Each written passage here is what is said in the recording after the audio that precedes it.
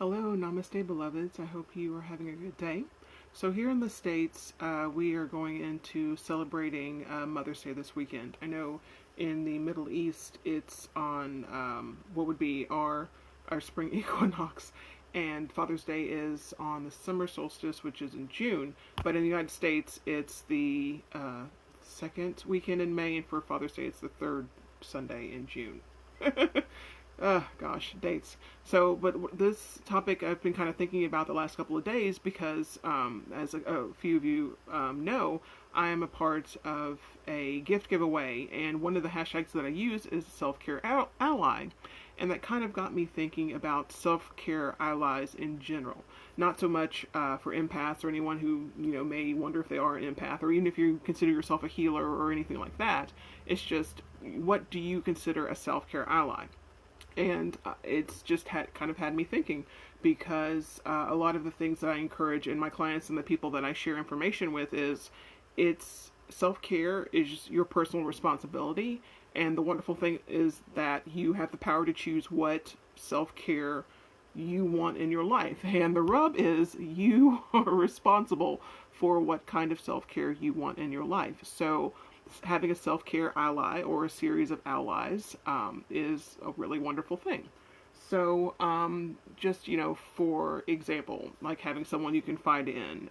If you don't have someone to confide in, is like therapy or forums that are healthy forums to review. The deep dark pits of Reddit come to mind, but you want a healthy way to feel like you're in a safe environment where you can make some decisions for yourself about what you want in your self-care.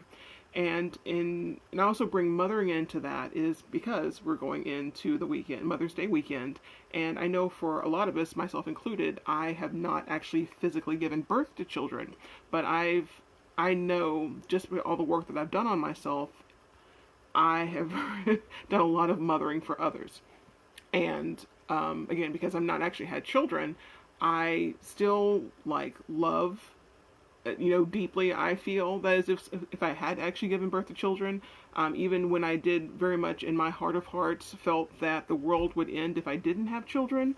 That was something that I had to deal with, and even when I kind of came to when I kind of realized, okay, I'm not going to be able to have kids.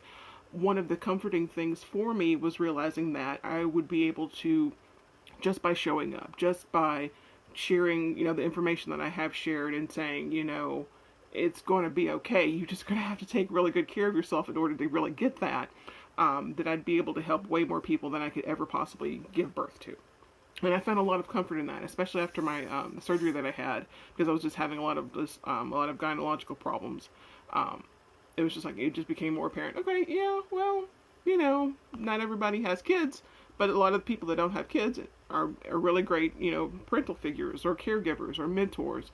And so in a lot of ways, a really good healthy outlet for someone that I found for myself is just kind of just show up. Which I think any good parent does. It's just good parents, I've noticed, don't always have their shit together, as in lots of famous parents don't always have their shit together. But I think the thing is, when they show their children or people that looked up to them what it takes to be resilient in the face of things not being great or perfect or just surreal or sparkly and unicorny and everything like that, I think anyone teaching someone else the power of resiliency, whether they've actually given birth to that person or not, is doing them a crap ton way more good than just showing them some fake picture that everything's okay, whether or not things are okay. I think resiliency is probably the really wonderful thing about parenting, whether you actually produce a child or not. So it's kind of, where I am on that, just self-care allies and mothering. Just because I know also as healers, whether or not we've had children, a lot of times, I'm speaking from experience, I I had to learn to not be attached to how a person received their healing. This was made easier when I became a Reiki practitioner because through my training, and one of the things my teacher conveyed to me is you can't be attached to what occurs for the people that you offer Reiki to. It's their own personal experience. It's a conversation between their spirit and divine source, universe, what have you, and that's none of my business. In time, I've seen evidence of that, so it's kind of confirmed for me.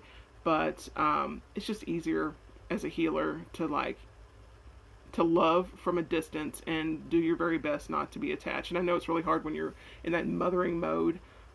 You want the best for the people that you're helping, but at the same time, there's only so much you can do, because we're our own individual beings split apart from source consciousness. So that's kind of where I am for now. I hope you have a fantastic weekend, whether you're celebrating it here in the States or elsewhere throughout the world. And take care. Namaste.